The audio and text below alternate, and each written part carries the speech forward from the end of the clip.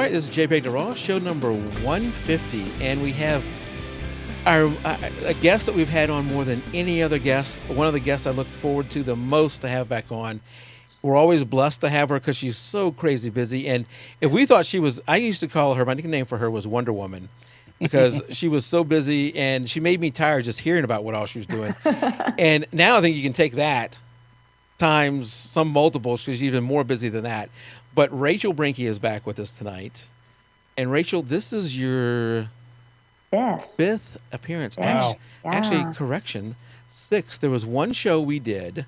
He told me wrong. He told me it was 5. On purpose. Because you made a cameo in one on a show where we were doing a giveaway. You came in, you helped us with the giveaway, and then you went back out. So you know that's your sixth time being on. But the last time you were on was back in August of 2013. So we've had a stretch here where we haven't had Rachel on. And you know, I know you're busy. I'm glad we were able to get you tonight. We should try and do this, once a year or so. Yes. Whatever your schedule allows. It's been too long. It's been too long. Way too long. We really appreciate you've been a fan, a friend of the show for a long time and helped us out in the early days of the show. And every time you come on, it's been a real nice boost for us. But why don't you tell us a little bit about what's been going on with you since the last time you were here in August of 2013? Oh my goodness, that was so long ago. Okay, so my name's Rachel Brenke. For those that don't know who I am the head attorney and owner of The Law Talk. I am a photographer and a lawyer for photographers since 2013. Oh man, last time I was on, I've had so many different things. I'm trying to think. I was on Creative Live. I've done Seniors Ignite, WPPI, had 2 babies, completed a triathlon. I mean, things have been insane. It's been so busy. Oh, I opened a studio. Oh man, I don't know what else. That doesn't need to be more a triathlon. How did you find time to do that? That was the one that got me. 2 babies, and I ran a triathlon. It's like, really? Yeah, I started running. I haven't had any babies. I haven't had any babies, and I am not running any triathlons. I started it because things were so busy. I started running right when I got pregnant with the last one, number 5. And I've never been a big runner. And I did it because I needed a way to force myself out from behind the computer, away from the home, away from everything to just be me, nothing else. And so I started running, and that just turned into, I used to swim in high school and college. I don't know if y'all knew that. And so that I kind of combined the two. And then after I had Evelyn this last February, I got into triathlons. One of my good friends convinced me, and here I am. And it's amazing. It's awesome. Wow. So, that is just incredible. We were so impressed with what you were doing last time you were on. Yeah, really. Because you were pregnant, you were going to college or whatever, you're studying for your bar, and you were running a photography business, and you were getting everything ready, I guess, for the Law Talk or business courses, whatever. You were doing a lot of stuff there. So it was already a lot of stuff. And we'll have the link to your show, to your website and all that, but it's easy to remember. Is lawtalk.com, right? Yeah. Not The Law Talk. It's just Law Talk? Either or. Okay. The federal trademark is The Law Talk, but a lot of people leave it off. But to get to the website, I believe... Either or. No, it routes. Okay, good. Because I said it wrong. Oh, I've got that on lockdown. I know. Yeah. The actual webpage I went to says The Law Talk. I just messed it up. And lots of resources there. All kind of contracts, business plans, spreadsheets, which are some of my favorite.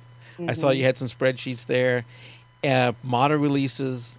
Just everything you think of if you're going to run a photography business, or in some cases where you're not running a business, but you're doing some other things, you may want to protect yourself with a contract, and you don't have to necessarily be doing this for money.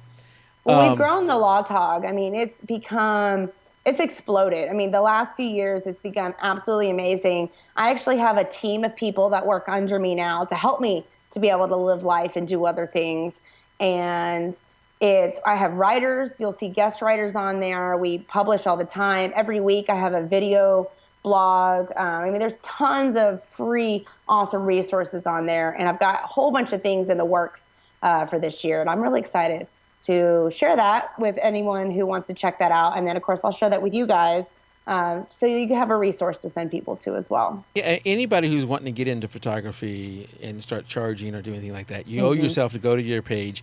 I think you have the start of the page says, get started or something like start here. Start here. I mean, Start even here. for hobbyists, just because Yeah. there's a lot of privacy issues when it comes to model releases, where you can shoot, where you can't shoot, property issues. So all that information's there. And even if you're listening and you may not be a lawyer, I'm sorry, not a photographer. I have tons of people who are non-photographers who read my site and will email me and say, this is completely applicable to me. So it's a great thing to also refer out to other people as well. I've heard you mention before that, you can go hire a lawyer, and I'm paraphrasing here. You can go hire a lawyer and pay the lawyer rate for the whole consultation and everything. Or you can, even if the contract isn't word for word what you need to use, that gives you a great starting point that can help you then cut the fees with that lawyer, because the hourly rate you're going to pay for a consultation with a lawyer is going to be much greater than what you're going to pay for the form you're going to get from you. And that probably just needs a slight tweak, maybe based upon where you live in the country. Well, that's one of the things that we've actually been working on this last year is we do have the contract template forms that are written on general contract principles.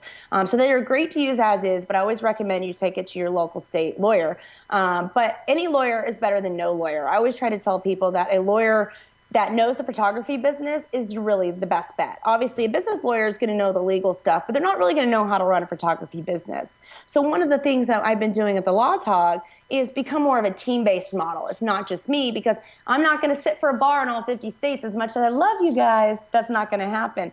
So I've been working and finding and interviewing and training, in a sense, lawyers across America to get them the knowledgeable and understanding of how to run a photography business, so that when I do send photographers to them, I don't get a referral fee. It's a service that I can provide for you guys to go to these other lawyers. I can work through them, work with them, and those lawyers can sign off. They know the local state law. And so basically take my brain and their brain, and they can give an individual state concept. So it's one of the things that I have a running list on the website. If you go to the top, it has a recommended list at the bottom.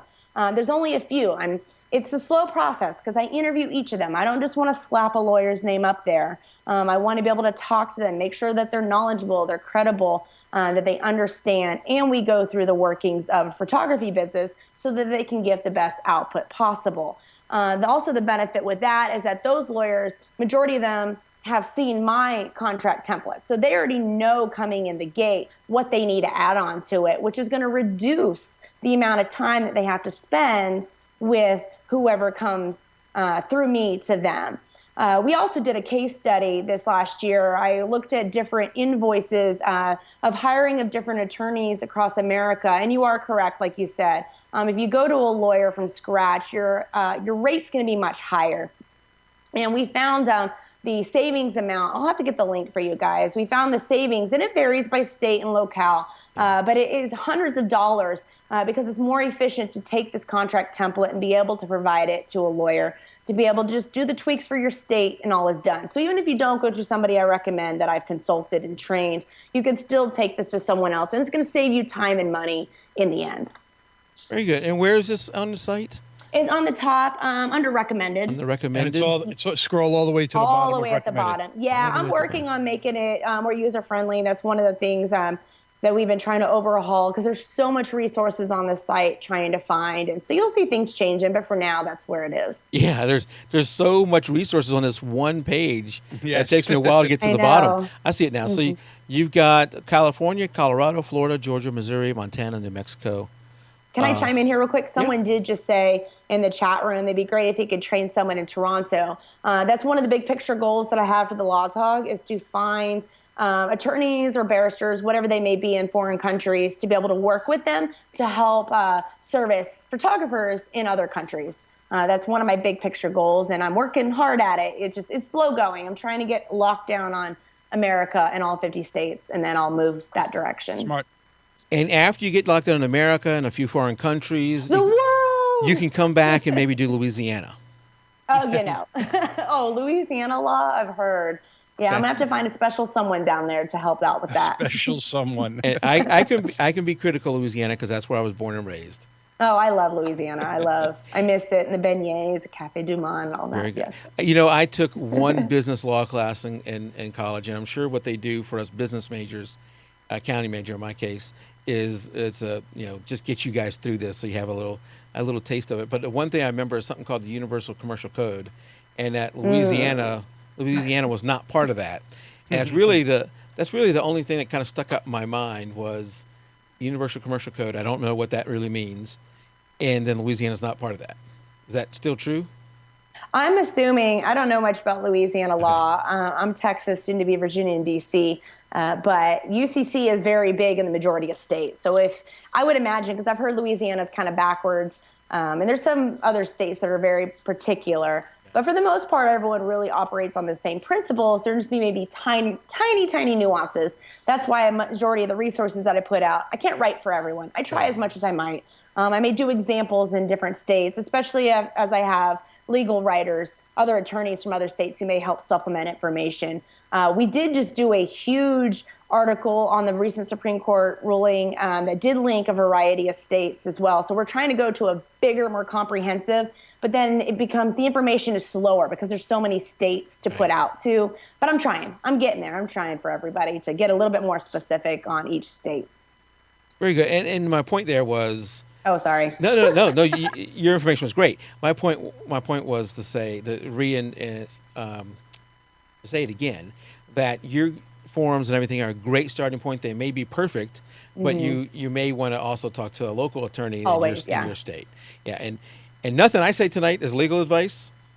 We should have started with that. And I would also say, and you can correct me here, if I say anything wrong, feel free to correct me. But I'd also say, Oh, I will. I also say that unless you're paying for the advice, you're not getting legal advice. You may be getting opinions and stuff like that. Because my feeling is you need to go. If you need legal advice, you probably need to go pay for legal advice. Well, and that's the thing. And that's actually how the Law Talk was born.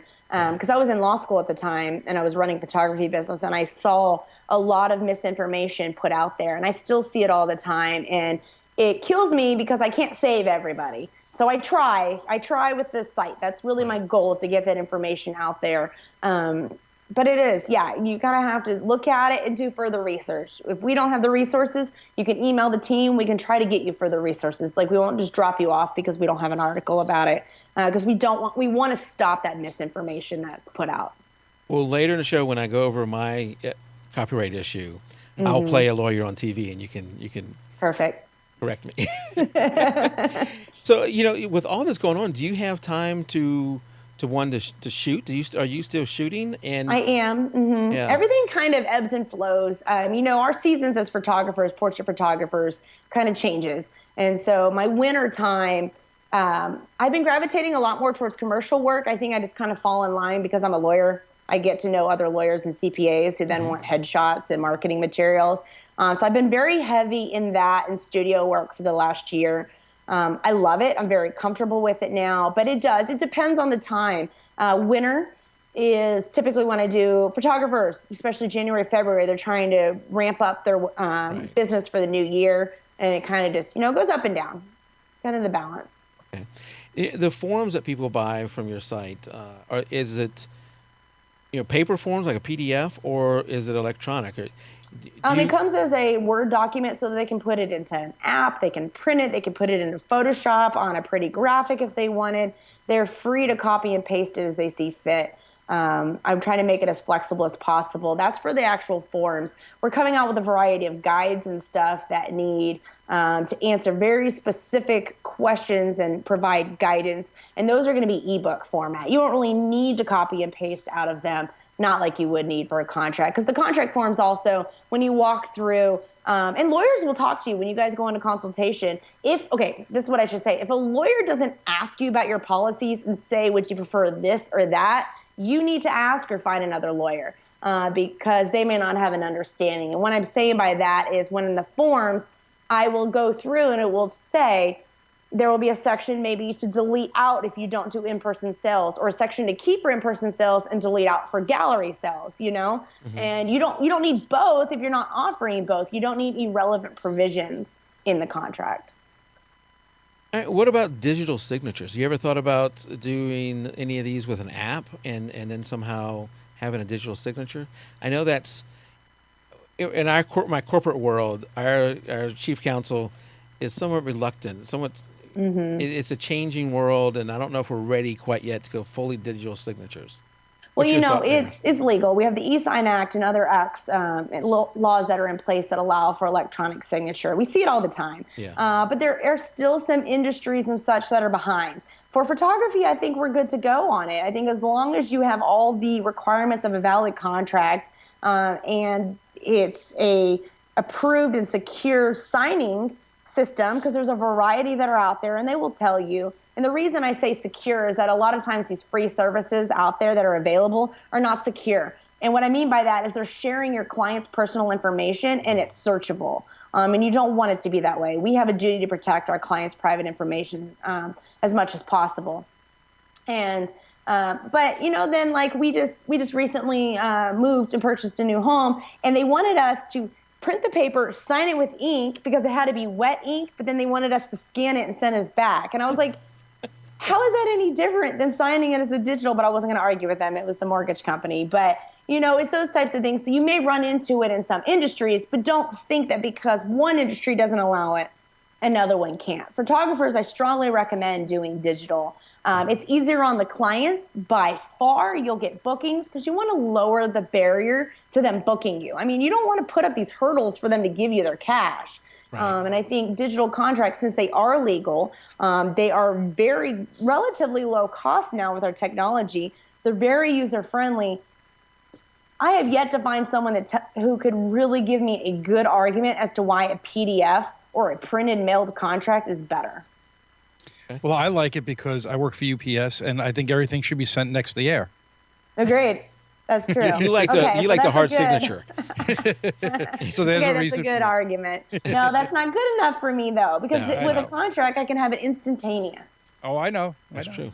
I guess the people who made you sign the paper and then scan it, they're checking a box. That's what their procedures say to do. And so there's somebody somewhere has made a minor step that allows you to scan it and send it in, because they want it electronic on the back end. The processing department probably wants it electronic on the back end, but they haven't gone the full step yet. They will eventually. And that's fine. But my point with that was just because you see one industry or processes and procedures somewhere not allowing you to do it, it doesn't mean you can't. Right. So before we get to copyright, what do you see as the most common mistakes from a legal perspective that new photographers who's just getting into this? Maybe you haven't gone full-time photography. Maybe you are the weekend warrior or the nighttime warrior, whatever. You're trying to make the bridge the gap from my 9-to-5 job, 8-to-5 job over to be a photographer. So I'm just doing this part-time, and maybe I'm more concerned with booking a next client, and that's all I'm thinking about. I see two major mistakes. The first one is that people give away copyright without realizing it. They give a copyright release instead of a print release when selling digital files. Okay. The second thing that I see is they mistakenly believe that they don't even have copyright unless they register it. So let's take those. The first one is, and many of you listening to this probably already understand this, but this is something you can relay to newer photographers, and clients are mistaken with this. Clients don't understand intellectual property laws. That's not their job. That's our job to do it. And so like in all of my contracts, with the portrait photography contract, I have a section on copyright. And if a client has a question about it, I explain to them, and this is how I would tell a newer photographer, is that a copyright is created at the ownership of the image, which is the copyright, is created at creation and publication, without getting into the nuances of that, generally speaking. So when I take that image, I own it. You can license, also known as a print release, the digital files within the license that the photographer determines for the client to print. And this is where I see a lot of, you can tell a mature photographer based on the way that they have this discussion. And when I say mature, I'm not talking about they're not throwing tantrums. They're mature in their business and they're wise in their decisions, and they have a justification, like we were just talking about a second ago. They have a justification for why they do something. So you have copyright release, which is giving away full ownership. And I see newer photographers mistakenly do this all the time because they themselves don't know that, what I just said, that they have the copyright ownership and that they may want to retain or may not. They just give it away because they think that's what they're supposed to do in order to allow their clients to print. Whereas the mark of a business owner, photographer that has gone through the process to figure out what they want to license is a gamut of things. You could sell a high-res file and give a personal print release. And that's pretty standard. That's pretty common in our industry. But then you can see little changes that different photographers make. And this is fantastic. I love seeing the creative things that people come up with. Some only allow their clients to print up to 5x7. Some only allow X amount of prints to be done. Now, the oversight on that, are you really able to oversee if your clients print only up to 5x7 or only 20 times? I mean, that's a whole other discussion. But so that's not even just a newbie mistake, but it's thinking about those sorts of things that all photographers can do within the copyright. So that's the first one. They give away copyright without retaining ownership. And you kind of want to retain ownership, because that's probably the question some people may have. It's your art. It's just your artwork. You want to be able to have that. And there are some circumstances that you want to sell the copyright to and the rights to it. Commercial photography is not uncommon, actually, if they hire you to purchase the copyrights on that.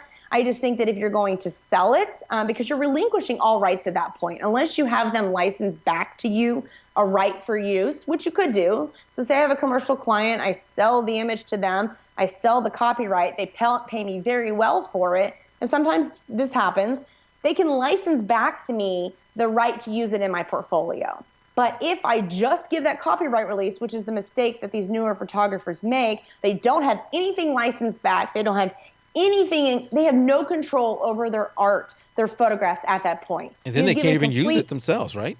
Yep, they've been complete ownership given to client, and you can no longer use it in your portfolio because you haven't had anything licensed back to you. So that's a huge mistake, and that's a whole bunch of different things I kind of just threw at you guys. What was the second one? Oh, I kind of really touched on that. The second mistake was that they don't believe that they have that copyright at creation and publication, which they do. You have ownership of your photographs. You don't have to register them, but in order for damages to be sought and recovered, you do have to have official copyright registration with the Copyright Office. And this is America.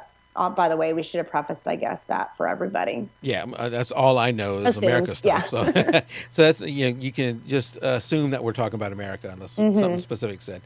That leads us into what I was going to say next. Is what you talked about if you give somebody a license to make 20 prints or only up to a 5x7. So down that path, but also, what if you find somebody using your image? Like we're eventually going to get to my situation with Walmart, but I had also found my image being used on a color race, which is where they throw colors on you. I while love you're it. racing. It's so fun. Color race. Two real estate agencies were using my image. So, I didn't know about the real estate agencies. Oh goodness. So what? And I'll give you more information. The situation is closed, so I'm not asking for free legal advice here. Yeah, I know you're good. But what do you do? How do you decide what I'm going to pursue, what I'm not going to pursue? Because, do you pursue everything or do you pick and choose your battles? Well, it kind of depends if you're registered or not. If you have not registered your photographs before they've been infringed or within 3 months of publication, you're only going to end up being awarded actual damages. So that would kind of make you determine, if you look at that timeline, is it worth pursuing or not? A lot of times, if someone does infringe, such as they grab it for use on website, you can send a DMCA, which is a Digital Millennium Copyright Act notice, to an internet service provider, citing, there's a whole bunch of things. I've got an article on it, but basically it's citing that it's your copyrighted works, and they can have it removed since it's your intellectual property. They can have it removed off of someone else's site. So that's one option that you could take, and that may be your only option if you're not willing to register or you don't feel it's worth it, because you're only going to be awarded actual damages if you didn't register the photo before it was infringed or within 3 months of its publication. So the timeline is going to be indicative, I think, for me, what I'm going to do. I mean, no matter what, if someone's using my image, I'm going to try to say something, whether I send them a message, I send them a DMCA, I can do a lawyer's demand letter citing I hate to say threat because it sounds such a negative connotation, but a threat of legal action. Because if I don't follow in those timelines I just mentioned, those may be my only options. But if I have registered the photo before it's been infringed or within 3 months of publication, then I'm going to seek actual damages, and I will get those, and they will pay for the proven loss that I may have received from the infringement. And I can also be awarded statutory damages, which is basically law-governed damages. And those are decided by the court in accordance with the range set by the law for me. So again, if I'm in that timeline, I'm probably going, because I get I get actual damages plus statutory damages. I want to pursue that. That's some good money for the infringement. But if I'm outside that timeline, if I'm only going to get actual damages, you need to weigh, is it really worth it? What's the capacity the image is being used in? I think at a baseline, though, we have a duty to protect our intellectual property. Here's just a side note. We're not really talking about trademarks, but say you have a federal trademark. You have a legal duty to defend your trademark. And so while you may not have a legal duty to defend your copyright necessarily, I think even as artists, we have an ethical duty to defend it, even if it's something as simple as sending a letter. Because if you may have evaluated, well, I'm only going to get actual damages, it may not be enough because I may not have a proven loss. Someone may have just used it, then at least a letter. I think that if we just turn our eye and allow people to utilize images, and again, I should have said this at the very beginning. There are cases where people can utilize images. It's called fair use, and it says for educational commentary, and there's other exceptions. But if they're using it like in the course of marketing, unless you can prove that loss with that infringement and you're not in that timeline, it may not be worth it to you. Okay. You mentioned actual losses, or actual damages, whatever the quote was. Actual damages, yeah. Multiple times. How do you go about calculating that? Because I've heard some people say, hey, it's what I would have charged them. I would have charged them $1 million for that. And I know that's not right. Saying, what they earned off of the product may be hard to prove too. Well, are they selling it? Or are they just using it for marketing? Yeah, exactly. It's going to be case specific. In a case of just using it for marketing, let's say you found a website using your image or a blog or something like that, figuring out the actual monetary gain that they had from it may be nearly impossible. I've heard, here's where I'm going to play a little bit of a lawyer, and you can correct me. I've heard that what you can do is use an industry standard rate. What would the industry standard rate? And something like maybe Getty Images, what would they license that image, a similar image for a similar usage case? What would that price be?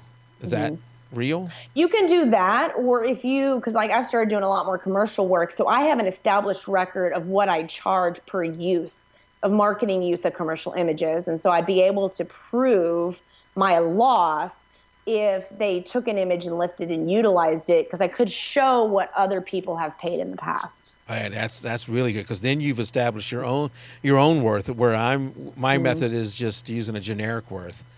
Well, and it's going to depend, because some people may have none of that. None of them may do commercial work, and your photo ends up being used in a commercial capacity. And so you may have to look to industry standards in order to look at those actual damages. Okay. And we have a question in chat, so if you don't mind me asking. Oh, yeah. Alicia says, what are the legalities of photographing the structures belonging to other people, say, and viewable from a public area? Say, for instance, a barn in a country or abandoned buildings. I've read different opinions on it. And the second one is related exactly to that as well. Yeah, they're the same. So if you're standing where you're legitimately allowed to be, you can photograph. And this is a common misconception, and this is not just for buildings, this is for anything. A lot of people, especially like private businesses, may come outside and be like, you can't stand here and take pictures. Well, if you're on a public sidewalk and you're not encroaching on their business and you're lawfully allowed to be there, that is a big photographer's right. You are allowed to be there unless you're infringing upon, like, impeding a police process or something.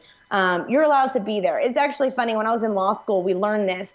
And the case that we had was a peeping Tom, so to speak, was standing outside with a camera taking a picture into someone's home. Okay, that's creepy. But he was lawfully allowed to be there. And so nothing necessarily came of it because he wasn't doing anything wrong. He wasn't climbing over a fence. He wasn't standing on anything. He was standing in the middle of the street and was able to just simply photograph, and everything was fine. Now, there may be a little twist on it that it ends up becoming a little bit more elsewhere. But the same thing for building structures. And Alicia says we're good. As long as you're standing in a public location where you're allowed to be, there are some things when it comes to federal buildings, and it may not necessarily be illegal, but they don't like you photographing them, so to speak. It's just, especially now with the fear of terror culture that we have, sometimes maybe if you're trying to take a photograph of a federal building, maybe use a long zoom lens and don't go right up on it. Or a bridge or for something your like safety.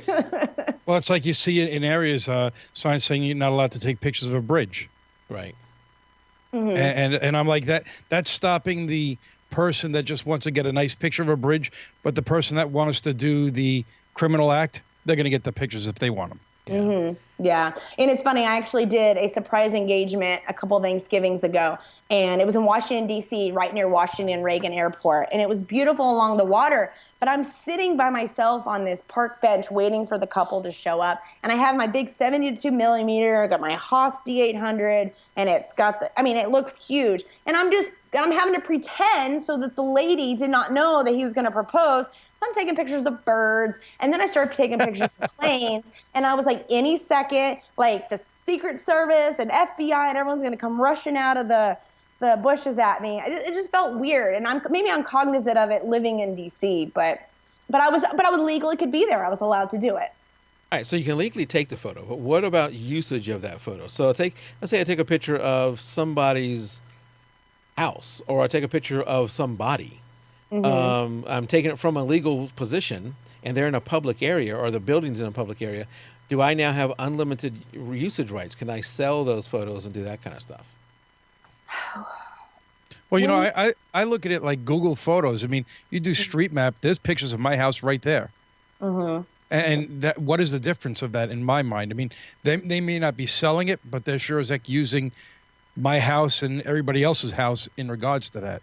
Well, I'd bet they're using it for a very strong, maybe educational, or I don't know what the word component to society is, since it's providing a service, so to speak. It's not necessarily because it's not a paid for service. The tricky thing is, and this is something for everyone to remember, and I'm going to come back to the question someone asked about the Capitol Police, but when you start adding in selling in a commercial capacity, that's when things get really tricky, and you always need to think, I probably need extra documents. And that's not just a lawyer saying it. That means that because I want to get paid, but because there is always a little bit more sensitivity. A client is going to need to provide you that permission for you to sell. Even if you're in a public location, I mean, how would you feel to have your likeness sold? And that being said, let me segue into, there's privacy laws in each state, so they all can kind of vary, but for the most part, you can photograph people on a street without, like the Humans in New York project and those types of things, without having to have a model release. It just becomes a really gray area when they start going to commercialize it by selling it in a book and so forth.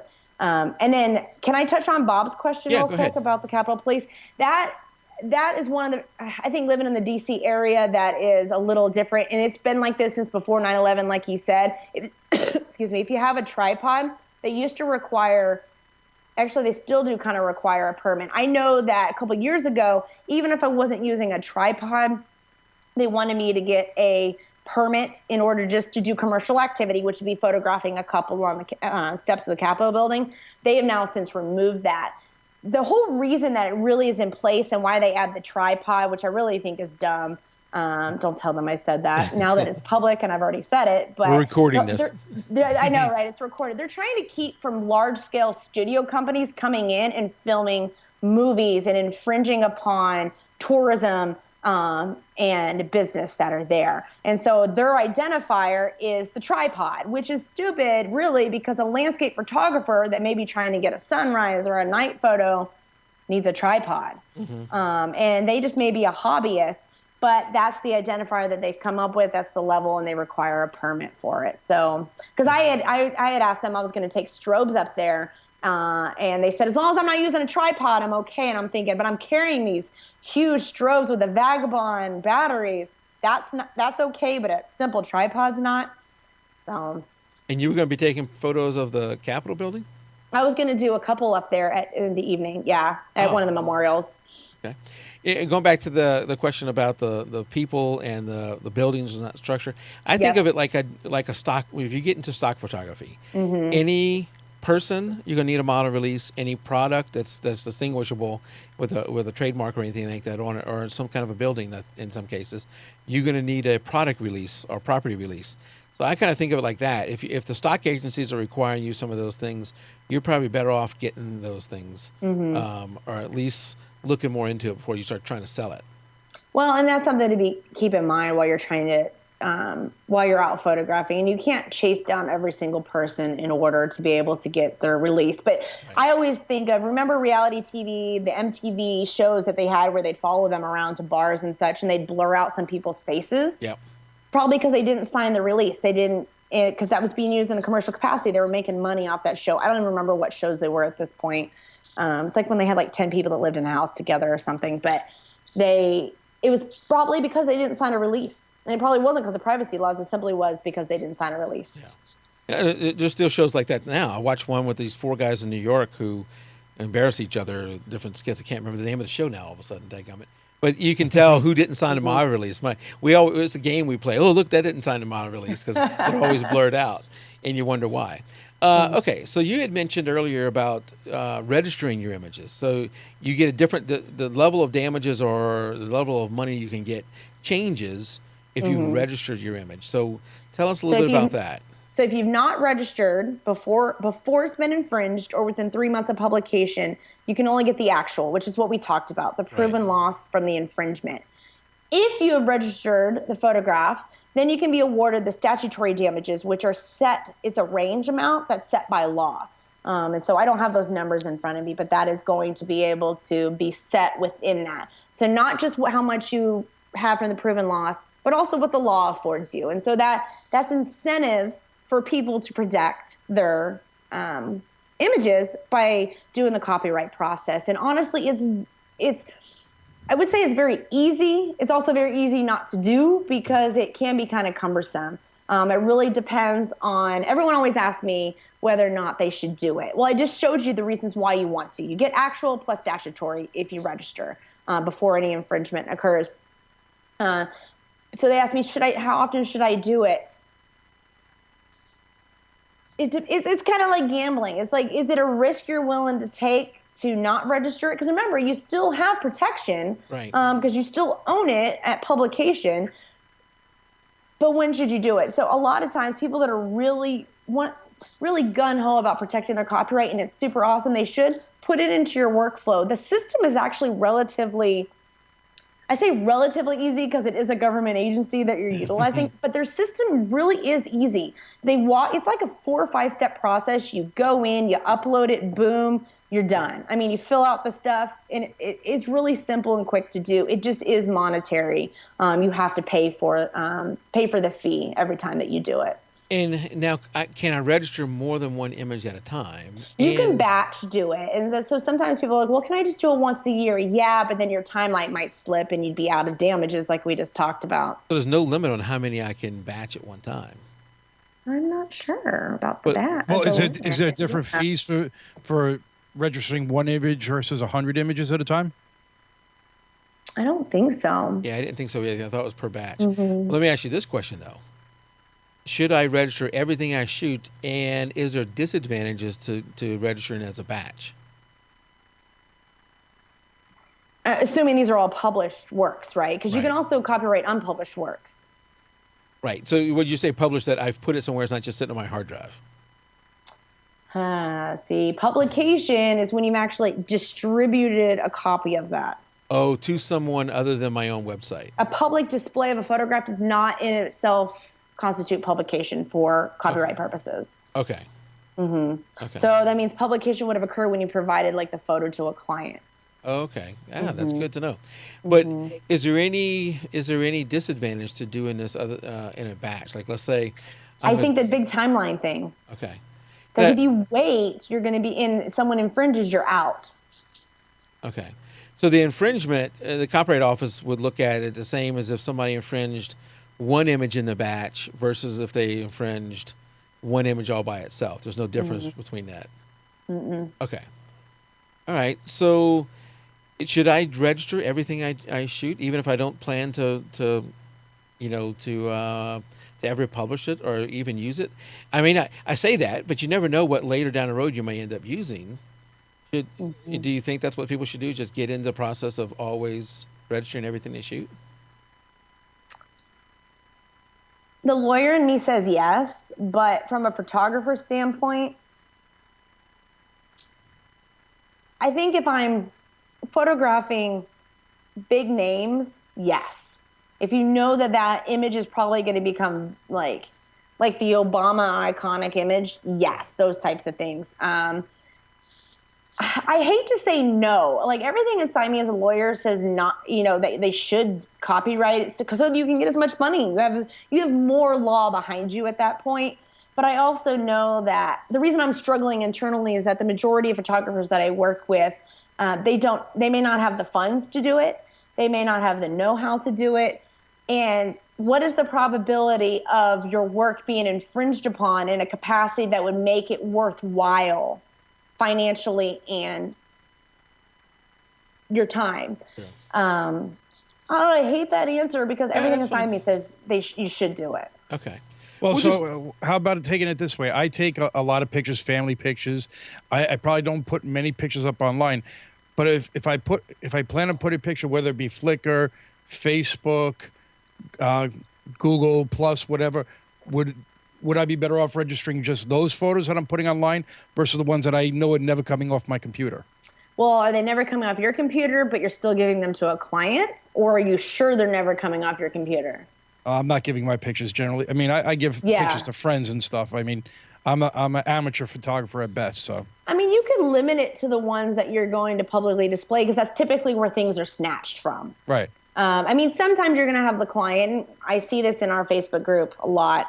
The clients are utilizing it. They'll give it to someone to use in a billboard. It's used in a commercial manner outside of what their print release says. But the majority of theft, and I hate to call it theft because that's really not the legal term, but the majority of infringement, it feels like theft to us as photographers and artists because it's like our stuff. The majority of it's ripped off online. So if it's the stuff that you're only going to publish online, maybe that's one way that you could look to limit it. It hurts inside me physically to say not to do it all. I understand. Bob asked, what about microstock listings? Is that a publication? I have some images with iStock, and I find them in use all over the web.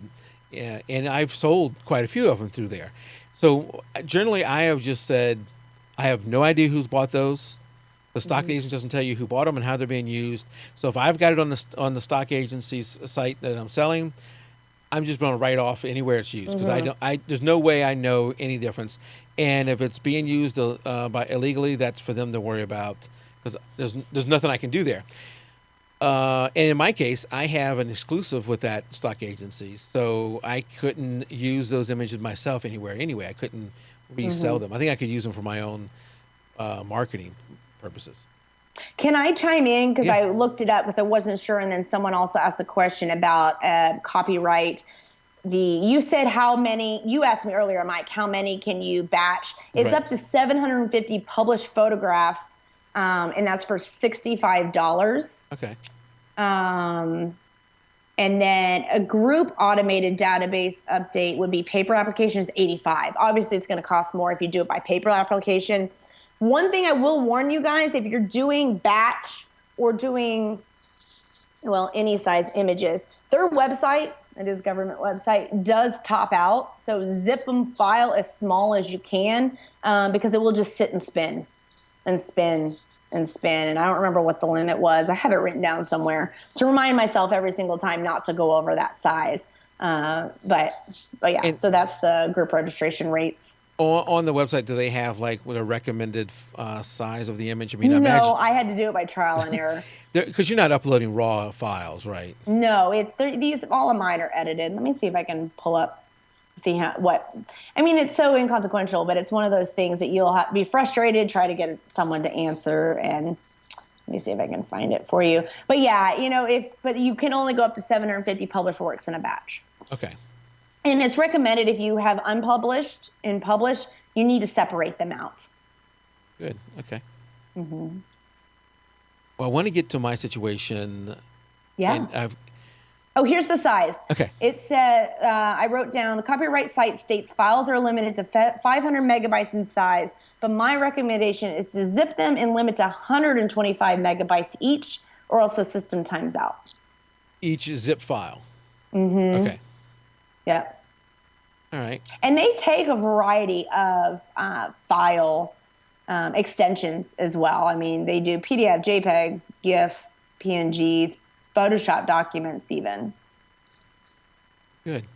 We need to have you on more often because I'm looking at my list and there's no way I'm gonna make it through it. So Oh my God, I'm yeah, gonna skip. I'm gonna skip down. Well, I'm long-winded, so. No, but that's awesome. I've always told Tim that sooner or later we're gonna get somebody on here who's gonna answer with answer my question with a one-word answer, and it's gonna be like a 5-minute show. I should have done that tonight. So no. So I love guests. I love having you on because you do add a lot of information to the show. But I want to get to my situation, which affects other people too, because it's dealing with photo contest. In my case, I entered several images into what's called the Snap Swanee. I live in the town of Swanee, and every year they have a photo contest. So I entered my images into that, and I had to sign a some kind of release, and I can read it to you. I know you're not going to be able to see it, but I can read you the release and talk about it. But I did that, and so as a number of years later, I entered this in, let's say 2012, something like that. A number of years later, this past just a few months ago, I'm walking into Walmart and I see my photo, and I got a picture of it here, my photo hanging in the photo center. And I wonder what in the world's happening with my photo there. And my first thought was just take it and leave. It's your photo. No, because then I'll get arrested. So I wondered, how did they get this? Did they just steal it off the website? What's happening here? And let me just read real quick. This is a short photo release. I'm gonna read this to you, and I know it's gonna be a lot to hear, but I want to read it, and then I'll emphasize where my lawyery comes in. My lawyer thought comes in. All right. I understand that the photograph taken by Mike has been selected as a winner of the City of Swanee's photo contest. I hereby give the City of Swanee permission to include this photo in the 2013, there you go, Snap Swanee exhibition at City Hall. I also grant the City of Swanee permission to use this photograph in any of its publications, advertisements, social media, and website without payment or other consideration. I understand that I will receive credit for the photo wherever possible.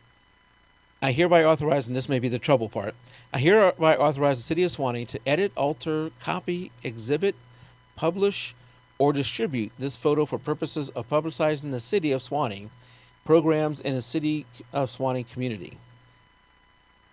There you go. That's enough. The rest of it is just stuff. So I called them after I couldn't get anywhere with Walmart, or I didn't want to talk to Walmart. I called them and said, because I know some of the people there, and said, "Hey, did you guys hand out my photo to local businesses and just say, here, use this?" Because and there's no scenario where I was going to sue the city. I have a relationship with the city, and I wasn't going to do that. Mm-hmm. But I wanted to find out where the leak was happening. So they said, of course, wasn't that my recommendation? Sue them. No, I'm kidding. Kidding. The true attorney speaks. That's my last resort. That's always my recommendation. So I contacted them. They said, no, we actually have not given it. Oh, they gave it to the color race people. I contacted the color race people and said, hey, you guys are using my image. They were extremely nice about it. They said, oh, I'm so sorry. We got this from the city. We thought they had the right to give it out. We were using it that way. They're a nonprofit organization, and I made a deal with them that next year the podcast will get some kind of will get a promotion inside their flyer that goes out. So we get that, and it's shipped out to 25,000 people. So whether we get anybody who will listen to the show from that, we'll do it. But I'm not quite as eager to go after people who were using it in a nonprofit way. There were 2 real estate agents that were using it. I had one of them make him take it down when I sent him a bill. He didn't respond. He just took it down, and I'll drop that. The other one, I'm having to do a DCMA takedown request. So left me with Walmart. And by the way, I have a free DCMA document on my site that y'all can download. I will probably be doing that later tonight. Mm-hmm. So when I was talking to the City of Swanee, the part that they came back to was where it says, I hereby authorize the City of Swanee to, and I'm going to paraphrase this, publish or distribute this photo for purposes of publicizing the City of Suwanee programs. And I said, that's fine. You can distribute it all you want. But the people who you distribute it to cannot use it because I've not granted them the right to use it. Right. And so, therefore, your distribution of the photo does no good because no one can use this photo. But now, if you want to alter the contract for future purposes to include something in there, the release to include something in there, but I'm governed by this one, which only allows you to distribute it and not the other person not use it. Am I right in my thinking there? I think it's a bit of a stretch. I think the problem is that there is a break in the license permissions. There's something really wrong with those businesses utilizing photographs without asking. And actually, I don't know why I continually get surprised about this. I think this is one of the reasons that I keep a job, is that other small businesses are really unaware of intellectual property rights. But as business owners, we're supposed to be. Even if we weren't photographers, if we were running a maid service or lawn or something that's completely unrelated to intellectual property, like photographs or music or something, we still need to be respectful and understand the intellectual property laws. I think there's a big breakdown, not just with the release that you had with Shoot Shawnee. Snap Swanee. But what was it called? Snap Swanee. Oh, that thing. Yeah, but I think there's a huge breakdown that these businesses themselves had no regard. I mean, I can be given an image, but but I have nothing. So does that mean I have unfettered use to that image? No, not really. And that was my case with the real estate companies. You can't just use this thing. The first guy, first communication, I've always decided that my first communication is going to be nice. Always. And start, always. Hey, so glad you like my image to use it. Now let's talk about how we can, get you a release to use this. That kind of thing. Oh, that's nicer than I would have said, but. Well, I start off with, I'm flattered that you liked it so much. I can't remember the exact word, but I've come up with I'm so flattered you stole it. No, I'm kidding. Now, okay, back to Walmart. So now I've determined that the City of Suwanee did not give it to Walmart because I figured maybe they gave it to Walmart. So I went in there and decided at this point, look, I've not registered this image. So my damages I calculated somewhere between $500 and $600. And that's not, it's just a battle I'm not going to take. Whether I should have or not, I'm not going to go after that. So I went in there and asked the person behind the desk. Actually, when I went in there, it was gone. And I said, hey, there was this great photo, because I was going to ask them if I could buy it. There's this great photo that's of the City of Suwanee Town Center. Where'd it go? I don't see it here anymore. And you go, oh yeah, we had to destroy that. The person who ordered it never showed up to get it. And I said, what? And I said, yeah, somebody ordered this, had this printed and put it on canvas and everything. And we called and called, they never came to get it. So I still don't buy that story. Why would the clerk behind the desk lie about something like that? They could care less that if Walmart. But why would they display it if it was somebody's? That's exactly what I said. Why would you display somebody else's photo? The only thing I can think of is if they liked the photo and they put it up there and said, I don't know. I don't know. Yeah, but they have procedures to file it all. I mean, I haven't bought photos at Walmart in years, but wouldn't they have procedures to file it away into you may damage that person's photo. I mean, as it's sitting up there, there's a possibility it might get damaged. I just never bought that story. All right. So Rachel, tell me what I should have done in that case.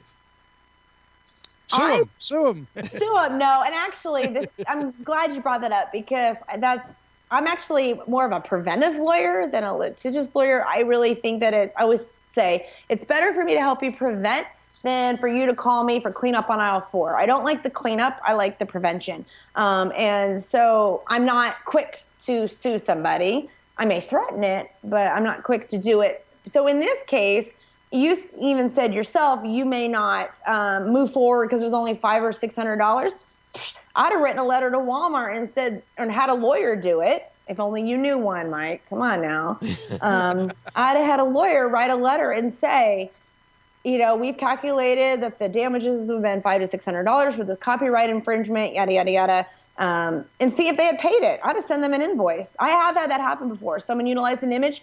I sent them an invoice. I saw they read the email. They never responded. But you want to know what? I got the money in my PayPal inbox within the next 2 hours. What if what that clerk told me was true? And if this was that it was somebody else's, yeah. who would it have been? Swanee used that image as their cover photo on their Facebook page, and they had it on their website too. So That means a really low res image. could have it looked pretty good actually. So I was gonna say, so it couldn't have been. To me, it wouldn't have been a. Except for the way they cropped it, I hated the way they cropped it. So I was glad they didn't put my name on it. Well. I think it all circles back to why would Snap Shawnee even want to be distributing it? And according to them, and I have no reason to think they would lie here because of the relationship I have with them, Mm-hmm. they said they did not give it to Walmart. Then someone took it without permissions. So Well, even if Snap Shawnee was using it on the site, that individual had no claims and rights. So it may have been distributed to Facebook, but there's nothing in the Facebook terms of service discussions, a whole nother gamut, whole nother show. So you'll have to have me back. Yeah. But there's nothing that gives someone else the right to be able to print and utilize it. Right, but at Walmart, I asked them; they would not give me the name of the person. And I just sent the letter to Walmart. That's your only course at this point. Either tell me the name of the person or pay me my money. Okay. That's what I would have done. So that's why we had discussion to say where Mike went wrong. The thing is, if you don't know who it is, you're at a dead end. Well, let's talk a bigger talk about a photo contest in and of themselves. Because I've heard from people who maybe the zoo is holding a photo contest, and really what they're doing is they want to get great photos of their animals in the surrounding, and have this photo contest. And if you read the print, they have total rights to those images that you submit. Photo contests are probably in the top two.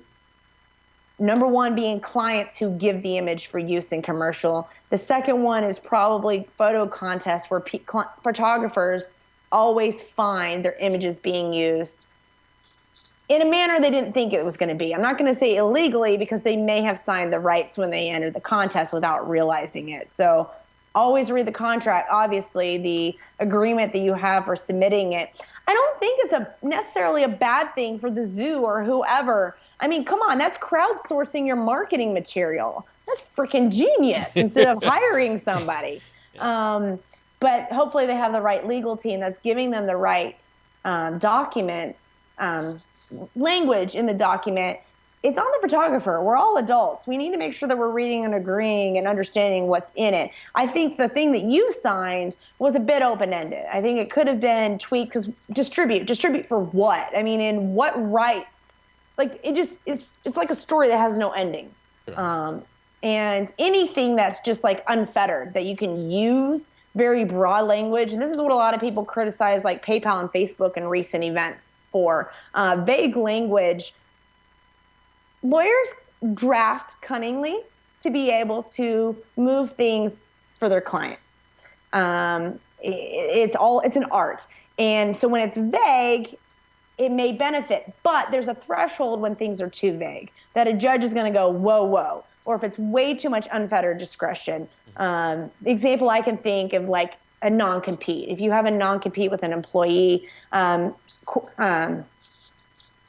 what's I'm trying to say? Courts look very, they want it to be very short and narrowly tailored. They want it to be very specific to geographical location, not just say worldwide perpetually. So that's kind of the same thing when it comes to these. If you see language that you're like, oh my God, that sounds completely vague, you don't want to enter into it because you have basically lost all control once your photograph enters those gates into that contest. But sadly, I think a lot of people see the photo contest as a way for that picture to get out there and open that it probably never would have in the first place. Mm-hmm. So most people don't read it. Just like software licenses, how many people just click right on through Always. that? Mm-hmm. My experience with this... Mike, did you read your contract completely or the photo contest before you entered it? I never asked you that. I did. Probably just put you on the spot on that one. I did, but I was so eager to get into the contest. And most people are. And, you just made a good point, Tim. If it's an image that you wouldn't necessarily use anyways, not to say they should use it to their unfettered discretion however they want, But was there a real loss? Did you have a real intention? I think that's specific. That's specific to each person, how it was used, the manner in which you end up finding it, and the terms that you agreed to. I'm sad to say that. So one, I was a winner 3 years in a row, and my image was in the paper, and I thought, oh, I can't wait to enter again. But I think I think now what this has turned me off is, other than a JPEG to RAW photo contest, which has very simple terms, you can read them. Other than that contest that we have every month on JPEG to RAW Facebook group, other than that one, I'm probably not going to enter another one again. Mm-hmm. Just because you know what happens? Yeah, this one was very short and probably vague, but I've seen a lot of other ones. You know, you talk about not reading stuff. Lawyers like to put it in that fine print and have like 4 or 5 pages of it, and like, forget that. I'm not reading all that. Freaking lawyers. Freaking lawyers. Well, I don't know what your time was like here, Rachel, but we're up at the hour, and I did want to get one last thing in. Okay. And I'm hoping that this doesn't get you in a rant to go for too long. Oh, no. But Me rant, no way. I'm passionate and excited. I am here as long as you need me to be here. So you go as All right, long good as night, everybody. I wanted to, all this talk about copyrights and all this. I think a lot of us have a very basic knowledge of it. But then you hear of this guy, Richard Price. I knew you, Richard Prince. I knew you were going to bring this up. I even said his name wrong. Richard Prince. He doesn't deserve to have the N in his name, just saying. He seems to violate everything that us non-lawyers know about with copyright and get away with it. I'm going to use my terms, or not lawyer terms, so nobody sue me later. He seems to be stealing them off of websites, Instagram, or wherever else he takes them from, and then he's selling them. He's been doing it since the 70s. And he's even going to court and won. Mm-hmm. So how is he getting away with this? He probably has a really good legal team, but he does look for little nuances in the law. And like the example of the one where was it the Suicide Girls? They're the ones that did it back to him. I don't remember the name of the original individual. It was at the art fair that he took the photographs. For people that don't know what we're talking about, he had displayed these photographs in this fair. He had taken screenshots of Instagram pictures, and they were pictures from models, celebrities, and artists. And all he would do is put a simple comment beneath. He'd take and print, just like you would see on your Instagram screen. He printed the images on canvas, and he was selling them for like $90,000 each. That's crazy. I mean, he took photos of like Pam Anderson. And it's insane the fact that he could get away with this. But the fact that it comes down to little nuances of copyright law. He edited the photos by simply adding his own comments. And so the whole idea, I would argue differently, obviously, but the whole idea is that the works are original pieces of art. Adding a comment is a piece of art to Instagram. Yeah, and I had the Petapixel article here pulled up. Mm-hmm. That's where I came across this whenever that was back in May when it was released. And yeah, it seems like, all right, well, so let me take that to the stream. I'm going to steal Rachel's photo and put my copyright on top of it. Yeah, you would. I've altered it by putting text on it. It just sounds crazy. Mm-hmm. And I know you actually did an article about this on your website, didn't you? I did more of a letter to him because I was really kind of irked. When I started researching more and more how often he's done this, he had done something before. Remember back in school when we had to make collages out of magazines where we had to cut things out? He had done this with different types of artwork and created new works. And it was okay. He got sued and everything was okay. And it sits wrong. It feels wrong, but the way that he does things, he's able to get around the copyright law by creating new works of art because he wasn't, like on Instagram, he wasn't actually adding anything to the image. It was to an Instagram screen. Right. Does that make sense? It does, yes. Okay. What about someone, I'm going to maybe get close to ending with this one. What about someone who takes images and then does like you said, a collage or something like that with it? What do you call it? What is it, the term, Tim, whenever you bring composite? You create a composite image. A composite, yeah. Yeah. Is You that had me thinking then of a collage, and I yeah. never got that word out of my mind. Is that then okay if I'm taking, let's say every image in the collage in the composite is not mine, but I bring them all together to one composite? I don't like it. I think it's wrong. And well, as a lawyer, I could argue the other way, Yeah. but that was one of the situations. They found that it was fine. Okay. Well, I would also, because of the business world I'm in, you can be sued for anything, whether you're going to win or not. Oh yeah, exactly. You may Yeah. win. But how does he get around not Yeah. having like a model release for a picture like that? I mean, that goes against everything that I ever knew about a model release. I mean, you don't have. It's obviously a picture of a person, and now you're selling it, and you don't have her release. Well, one of the things back in like early 2010, 2011, one of the things that he did where he made alterations to images, he was found to have been a copyright infringement, but then it was he appealed it, and they found it as fair use. And I kind of touched on that a little bit ago about how you can have fair use for like educational commentary and other values.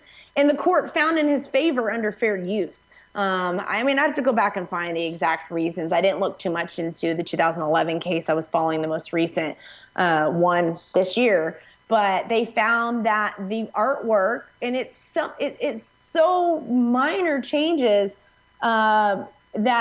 but they found it to be considered under fair use, which is okay. So an example of that would be if you find your image being used in the news, if it's editorial or in news reporting, it may be considered under fair use and it's not infringement. I get that question a lot from people because images are lifted off of the web and utilized in a news report. That may not be infringement. Well, Rachel, I know you're crazy busy, as we talked about at the beginning. Always. We've already gone past the hour. I try to keep these to an hour. I do think we've gone too long, and I've built up too many questions. So I've already got a bank of questions for the next time you come on. That's perfect. But Well, just make sure it's not 2 years from now. Yes, exactly.